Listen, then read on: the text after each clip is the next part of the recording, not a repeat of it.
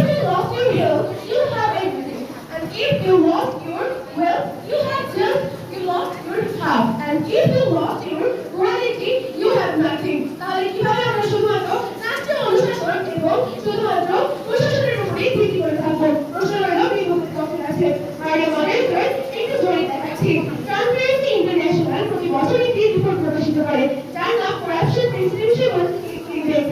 এর সূত্রে দেখা যাচ্ছে যে যদি পারিপার্শ্বিক অবস্থাকে যদি সঠিকভাবে গড়ে ওঠে তাহলে ওইখানে আর শিশুর মনে দুর্নীতির কোনো প্রভাব পড়বে না। সেখানে তাহলে আর রাষ্ট্রীয় বা আইনের প্রশ্নই আসে না।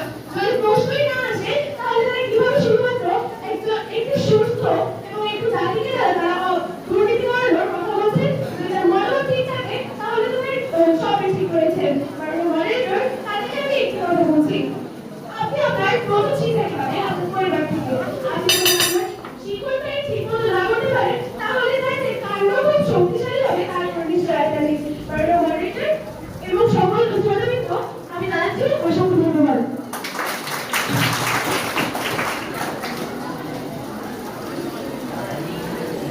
বর্তমানের দ্বিতীয় বক্তা